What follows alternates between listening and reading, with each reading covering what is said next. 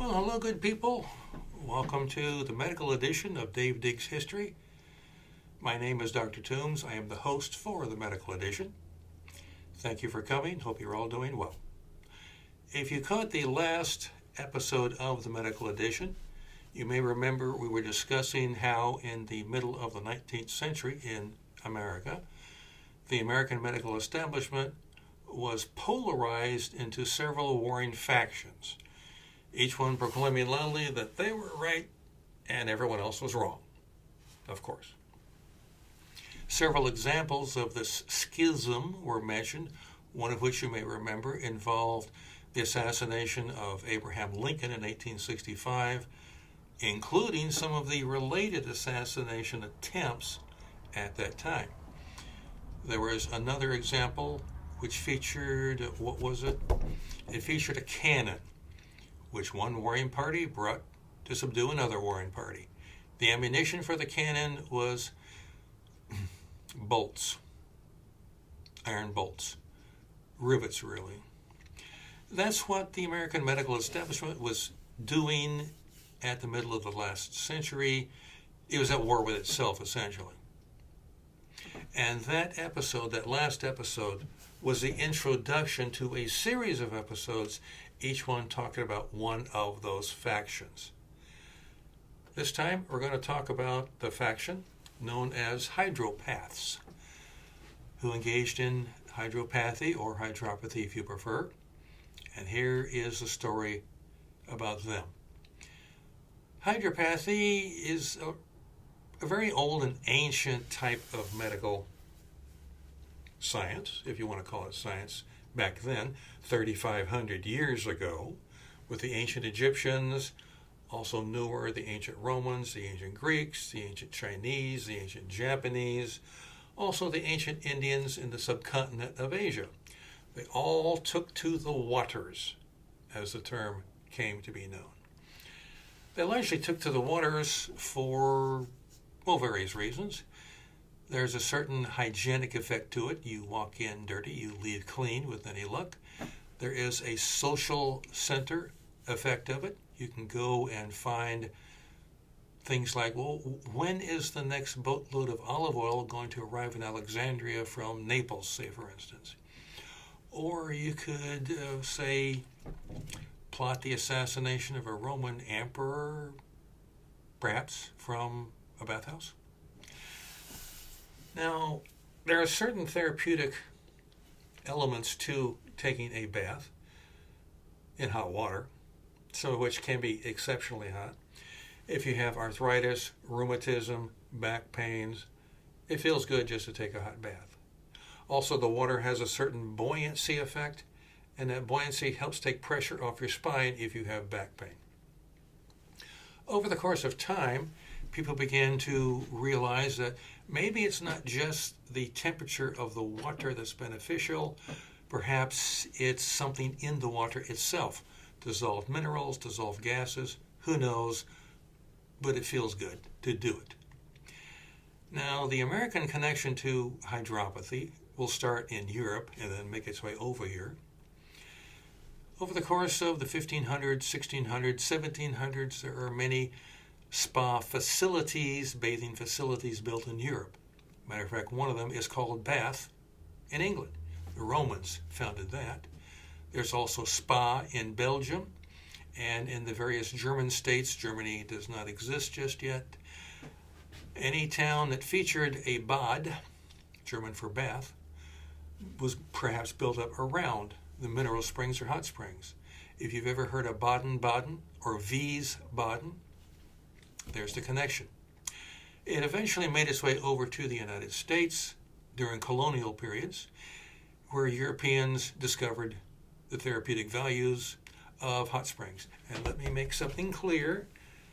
The natives, before the Europeans ever arrived, were fully aware of the benefits of a good hot bath, mineral springs. They knew all about them before we ever got here. But of course, we discovered them.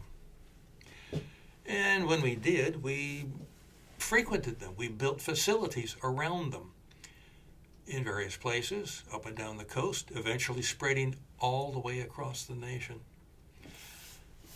I'm going to read to you from a book by William Burke, who wrote a book entitled The Mineral Springs of Western Virginia with Remarks on Their Use and to the Diseases to which they are applicable, 1846. I'm going to use this because it is a primary source and because the descriptions of the various springs can be applied to almost all of the springs from coast to coast. Burke wrote about the springs in general, quote, "The invalid, emaciated, and wretched may be seen there at almost every hour, waiting till the giddy dance, and the gay and volatile, who came here merely to gratify a truant disposition, shall leave the waters free for him to drink and be healed. The feverish flush, the hectic of consumption, the tottering gait of rheumatism, the wasted form of the dyspeptic, may all be observed in contrast with the ruddy glow of manly health, the free elastic step of youthful vigor, the gay smile of unpained hearts, and the loud laugh of mirth that knows not even the check of another's suffering." Let's get into some details and see what these various springs, hot springs, mineral springs have to offer. One of the springs mentioned, and when we're talking this book written in 1846 about Western Virginia, a lot of that is present-day West Virginia. White Sulphur Springs, Greenbrier County, touted to treat dyspepsia, chronic hepatitis, bilious fever, remittent fever, chronic rheumatism, cutaneous diseases, and uterine derangements. In 1863, there was a Union soldier by the name of Pell Manning stationed nearby the Rappahannock River. And he wrote a letter, quote, "Here you can drink sulfur water, smell sulfur, and taste sulfur to your heart's content. I drank about a pint, which was just about enough for me, as I was not very ill at the time, and came away contented. The water was very blue, about the regulation color of our pants." Salt Sulphur Springs, Monroe County, present. Begging your pardon, I need a bath. Present-day West Virginia. Neuralgia, mania, gout, mercury poisoning, mania of a hysteric nature. Thomas Dent Mutter frequented this place and wrote very highly of it. And if the name rings a bell, have you ever heard of the Mutter Museum in Philadelphia? Are you familiar with it? Have you been there and seen what they have on display? If not, Google it. It is to die for. There are other springs, many other springs, including Red Sulphur Springs in Monroe County, treating indigestion, bronchitis, consumption, pulmonary diseases, inflammation of the mucous membranes, kidneys and bladder, paralysis, and female diseases. Martin Van Buren visited here. Blue Sulphur Springs, Greenbrier County again. Burke wrote of this place, quote, "The fountain is enclosed in marble slabs, is 5 feet in diameter, and one of the most beautiful objects imaginable. The sides are covered with a brilliant pink deposit, and the clear, cool crystalline water seems to say, 'Come and drink me.' Warm Springs, Bath County, appropriately named, Virginia. You went there to treat dyspepsia, rheumatism, paralytic affections with waters containing magnesium sulfate, hydrogen sulfide, and carbonic acid. Thomas Jefferson, for his rheumatism, he visited here. Rockbridge Alum Springs, Rockbridge County, Virginia. Waters impregnated with alum, copper, and magnesium were sought by people afflicted by scrofula, which is a tubercular swelling of the nodes in your neck, dyspepsia, torpid liver, dysentery, and female diseases. In 1852, a gentleman from Lexington, Virginia, wrote to his sister, quote, "I arrived here yesterday as in good health as usual and am delighted with the water so far. This water I consider is the water of waters." That gentleman was Thomas Jonathan Jackson, later to be called Stonewall. There's also Dagger Springs in Botetourt County, Alum Springs in Fredericksburg, Hot Springs in Bath County, and the list goes on and on. And as I said, eventually they spread from coast to coast. You may have heard of Warm Springs, Georgia, Indian Hot Springs in Arizona Territory, Palm Springs in California, Hot Springs in North Carolina, Hot Springs in Arkansas, and in Colorado you will find Wiesbaden Hot Springs. Now, although hydropathy was supposed to take over as the predominant medical theory of its time, it didn't make it, in spite of a lot of support from some of the luminaries of the time.